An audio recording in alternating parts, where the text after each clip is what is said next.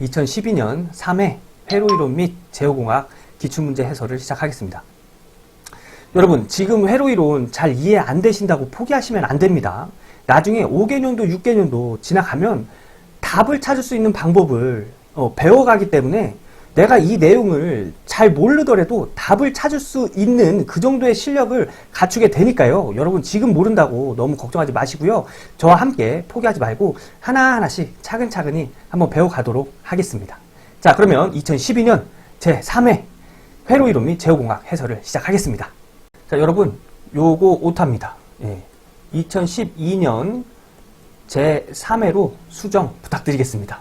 이거 페이지는 706페이지예요. 네.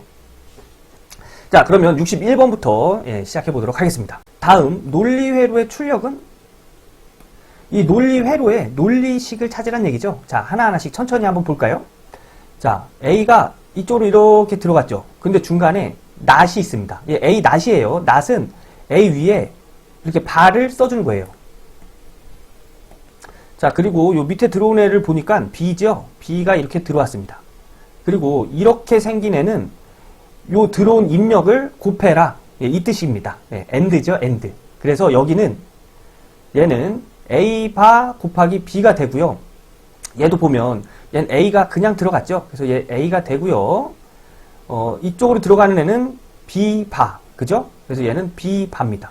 근데 얘 심벌 생긴 게 보니까 A와 B를 곱해줘라. 이 얘기죠. 그런데 B는 B 바가 된다고 했어요.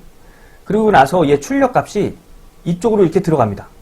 이 심벌은 두 개를 더해줘라. 그런 의미를 가지고 있습니다. 자, 그러면 얘랑 더해서 출력이 나온다는 얘기거든요. 그래서 출력은 A 바 B 더하기 A, B 바가 되겠네요.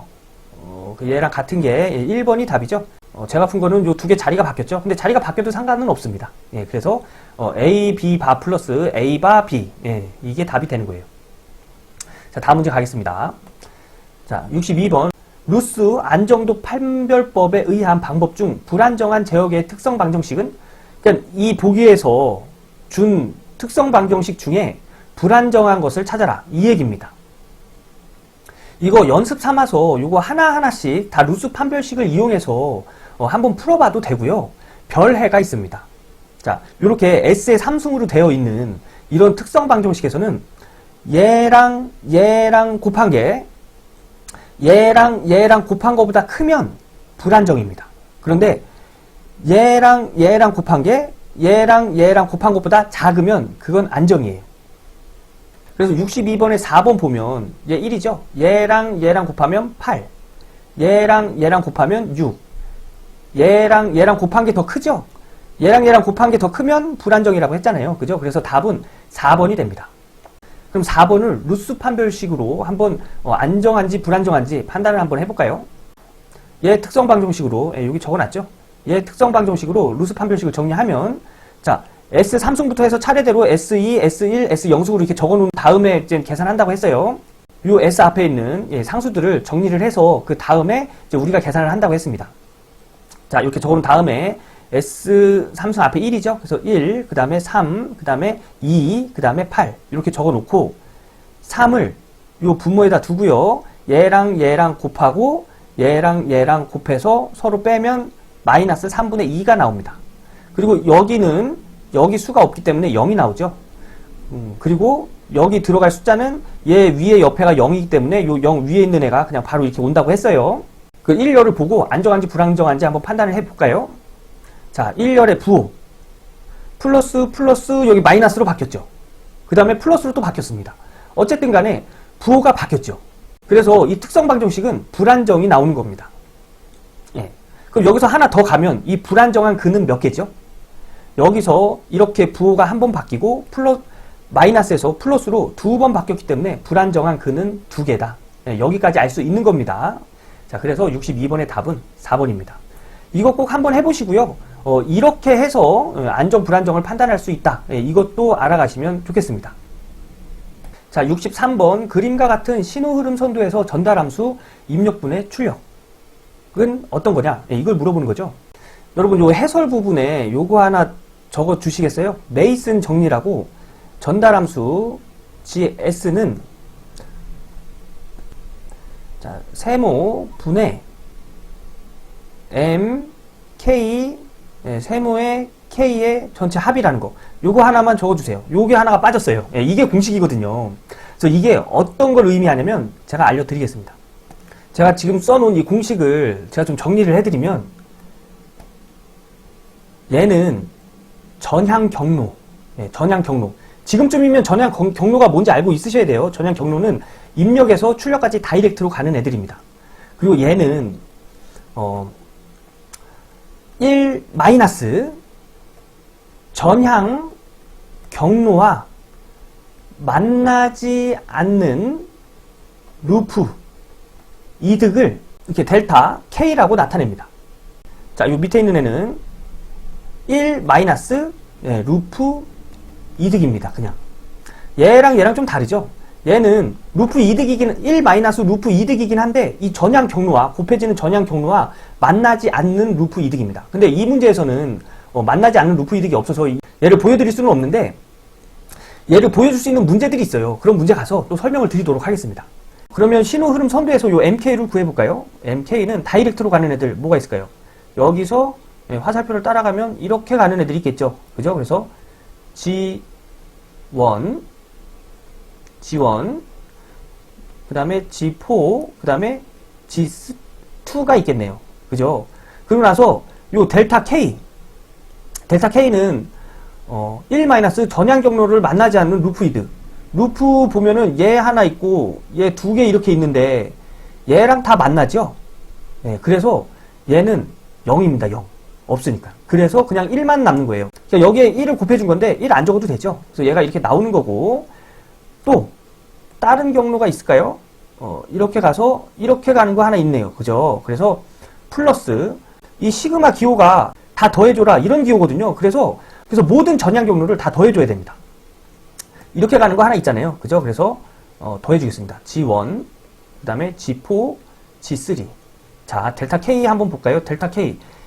전향 경로 똑같이 두 개 이렇게 있는데 다 요 애들과 만나죠. 그래서 얘도 0입니다. 그래서 1이 나와서 그냥 1은 적어주지 않고 그냥 요것만 이렇게 나오는 거겠죠.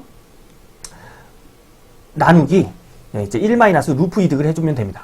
1 마이너스 루프 이득 뭐 있죠? G1, G4, H1이 있네요. 그죠? G1, G4, H1이 있습니다. 그리고 또 뭐 있죠? G1, G4, G2, 마이너스 H2. 그래서 얘는 플러스 마이너스 G1, G4, G2, H2가 되겠네요. 그죠? 그리고 루프 이득이 하나가 더 있네요. 여기서 이렇게 갔다가 이렇게 돌아오는 애. 얘 하나가 더 있었습니다. 그래서 G1, G4, G3, 마이너스 H2. G1, G4, G3, 마이너스 H2. 이렇게 되는 거예요. 우리가 처음에 구했던 경로이득 G1, G4, H1, 그 다음에 두 번째 거 G1, G4, G2, 그 다음에 마이너스 H2. 그죠? 그래서 요 세 개를 다 더한 것을 이제 정리를 해준 거예요.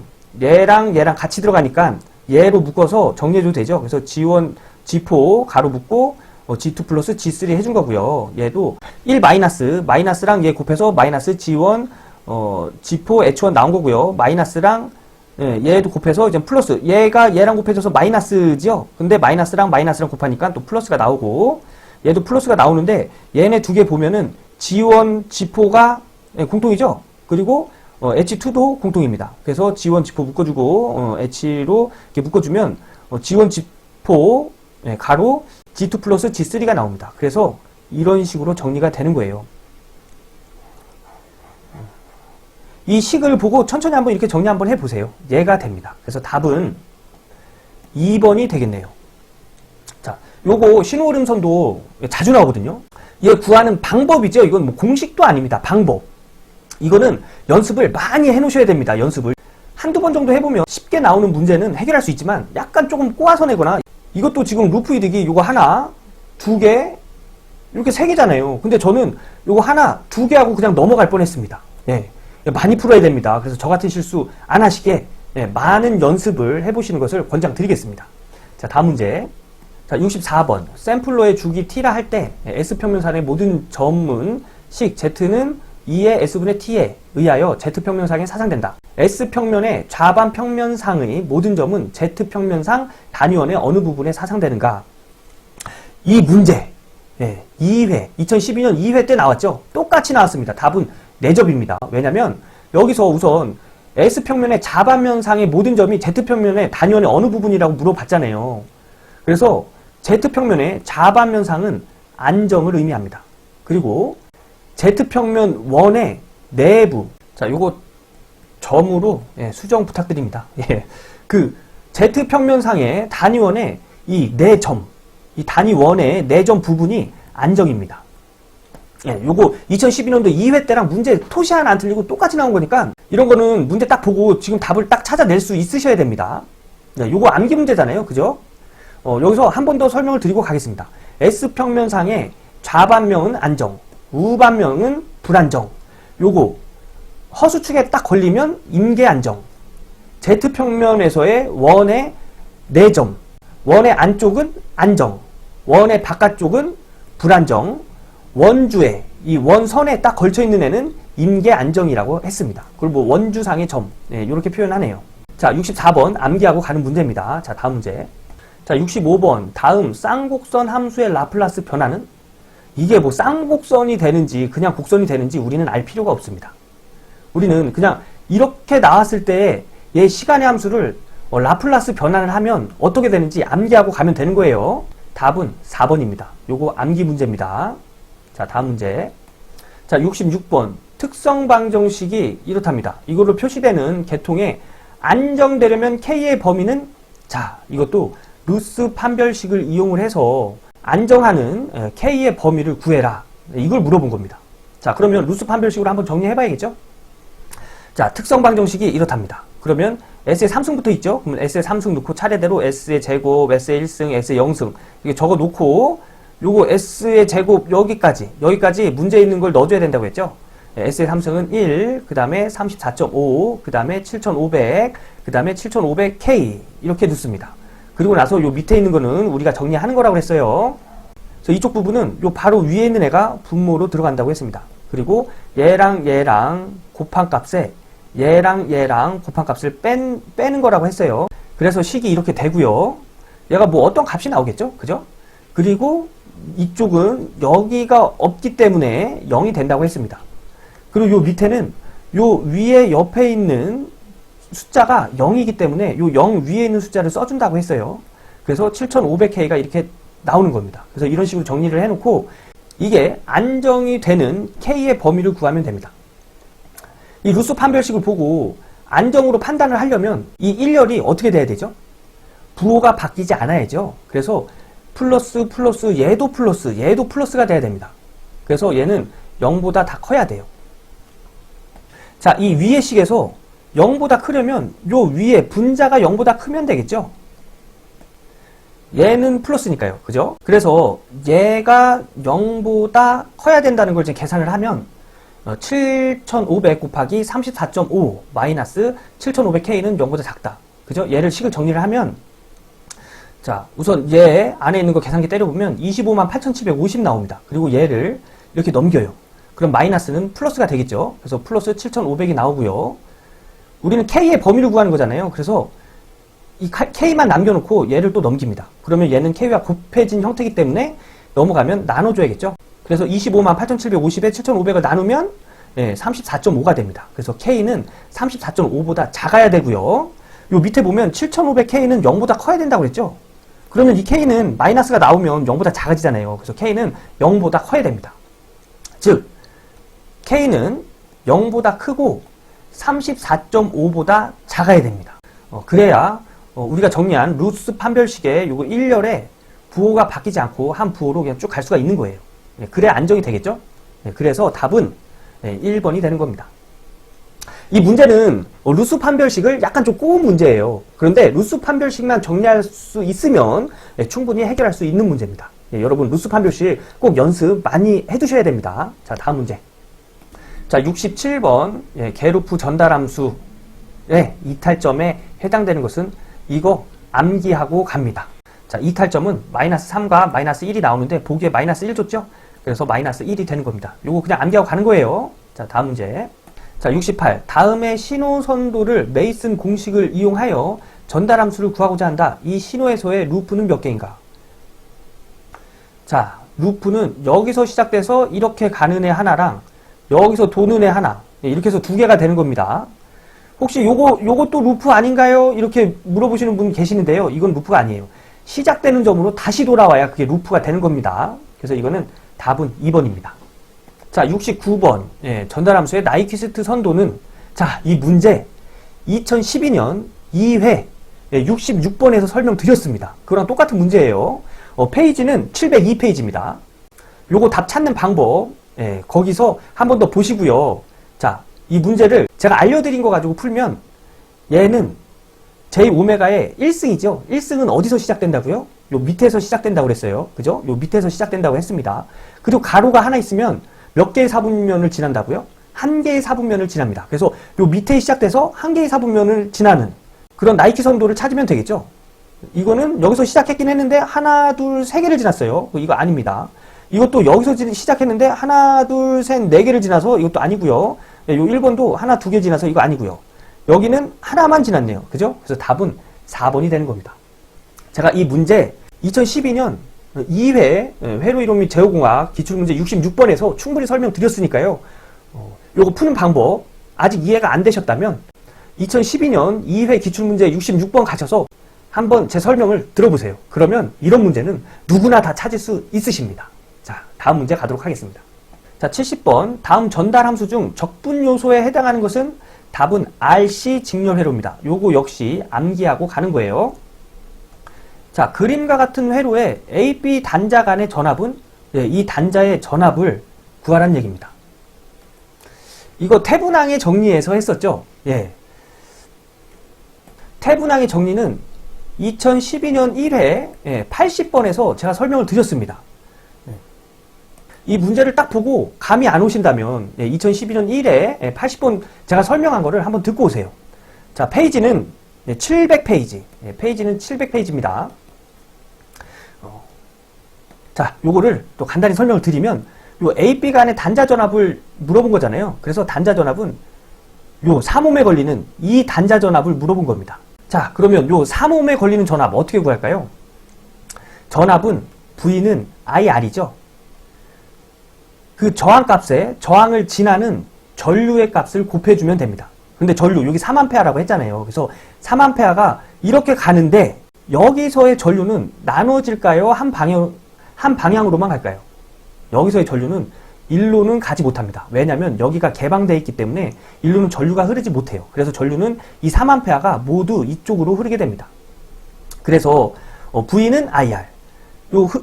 요 저항 3옴에 흐르는 요 3A의 전류를 곱해주면 전압을 알 수 있겠죠. 그래서 3 곱하기 3은 9V. 그래서 답은 4번 9V입니다. 의외로 좀 간단하죠. 근데 여기서 물어보는 AB 간의 단자 전압이 여기 이 전압이라는 거. 이것을 알아야 이 문제를 해결할 수 있겠죠. 자, 다음 문제 가도록 하겠습니다.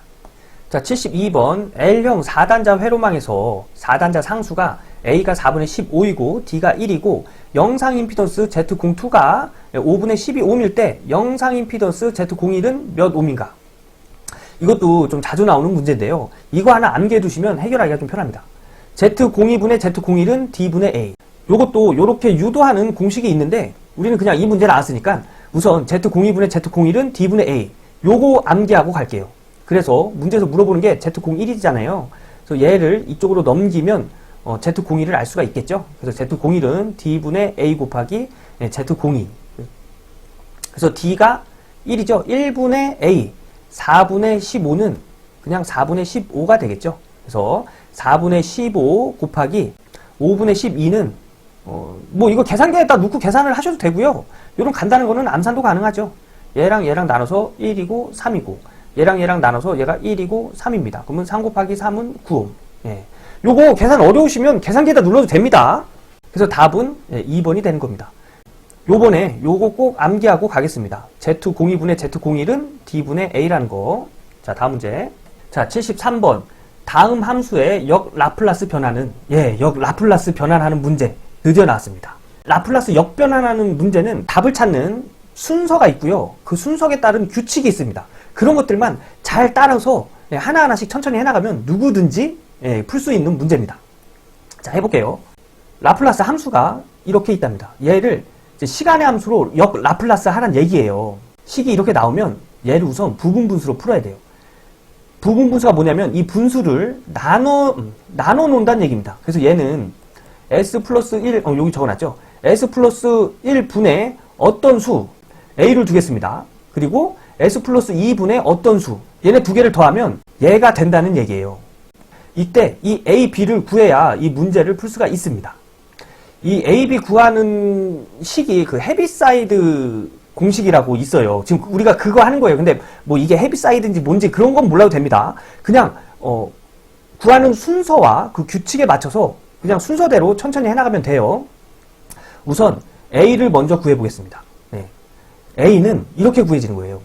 이 원식에서 a 요 밑에 있는 분모를 뺍니다. 얘를 빼요. 그 다음에 얘만 적어요. 얘만 적고요. 여기다 금을 이렇게 딱 근 다음에 a 밑에 있는 분모가 0이 되는 수, 여기서는 마이너스 1이죠. 그래서 요 s에다가 요 마이너스 1을 대입을 합니다. 그럼 얘 마이너스 1 들어가고 얘 마이너스 1 들어가면 얘는 마이너스 2죠. 플러스 3 하면 얘는 그냥 1이 되고요. 마이너스 1 플러스 2 하면 얘 그냥 1이 됩니다. 그래서 1분의 1로 나와질 수 있어요. 그래서 얘는 그냥 1이 되죠. 그래서 이렇게 구해서 a가 1이 된다는 얘기예요. 자, 한 번으로는 부족하죠. 예, 두 번째 거, 요 b 한번 구해보겠습니다. 자, b도 똑같이 원식에서, 원래 식에서 b가 있는 식의 분모를 지웁니다. 지워요. 그리고 얘만 우선 적어 놓습니다. 그래서 s 플러스 1분의 2s 플러스 3 얘를 적어 놓고 요 s에다가 요 b가 있는 식의 분모가 0이 되는 s의 수 뭘까요? 마이너스 2지요. 그래서 이 s에다가 요 마이너스 2를 대입을 해줍니다. 그래서 이 식이 s에다가 마이너스 2를 대입해라. 그 얘기예요. 그래서 s에다 마이너스 2를 넣어주면 요 분자에 s에 마이너스 2를 두면 마이너스 2 곱하기 2는 마이너스 4죠. 그래서 마이너스 4 플러스 3은 마이너스 1입니다. 그죠? 그리고 마이너스 2 플러스 1은 마이너스 1이죠. 그래서 얘도 마이너스 1입니다. 정리하면 그냥 1만 나오죠. 그래서 b도 1이란 얘기예요. 그래서 요 a, b 값 구했잖아요. 그래서 여기에다가 a 1 넣고 b에도 1을 넣어서 식을 이렇게 찾아낸 겁니다.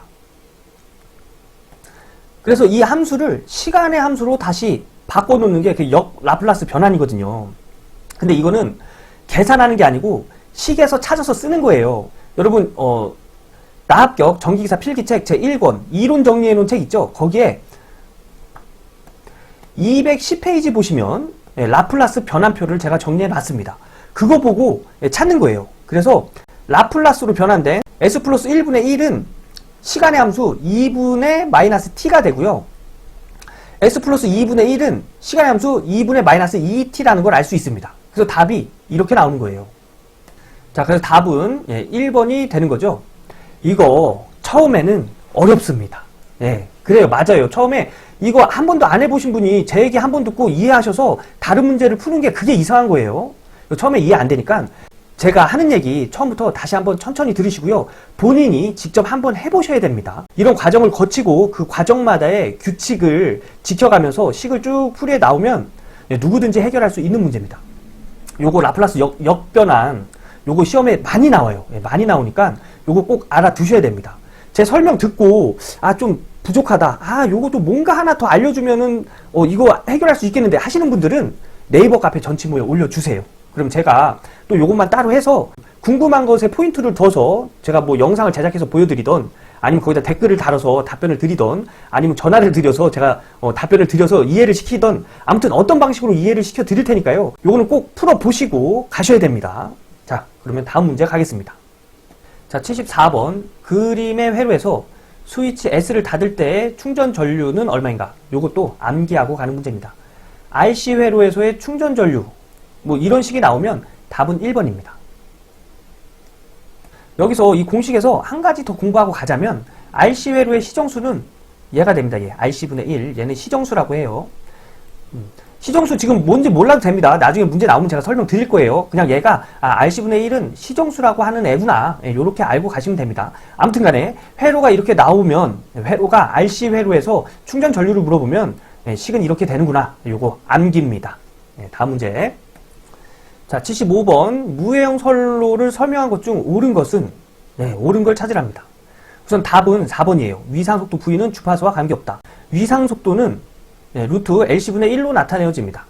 그래서 이 공식을 알고 있으면 해결할 수 있는 문제겠죠. 그래서 이 공식에서 주파수 이런 거 없잖아요. 그래서 주파수와는 관계가 없습니다. 얘가 옳은 거고, 특성 임피던스는 주파수 함수가 아니고요. 시간의 함수입니다. 그리고 감쇄정수는 0이다. 무해형 선로에서 감쇄정수는 루트 RG가 되고요. 무손실 선로에서 감쇄정수가 0입니다. 무손실 선로에서는 R도 0이고 G도 0입니다. 이거는 그냥 참고만 하세요. LR은 CG와 같다의 관계가 있다. 이것도 아닙니다. 그래서 답은 4번입니다. 자, 76번. 2단자 임피던스 함수가 이럴 때 극점 뭐라고 그랬죠? 분모가 0이 되는 S의 근. 그죠? 분모가 0이 되려면 S에 마이너스 3 또는 S에 마이너스 4 넣어주면 분모가 0이 되겠죠? 그럼 답 나왔습니다. 극점은 마이너스 3, 마이너스 4. 그래서 답은 2번입니다. 이런 거는 마치고 가셔야 됩니다. 이런 거 틀리면 꽈락면하기 힘들어지는 거예요. 자, 다음 문제 가겠습니다.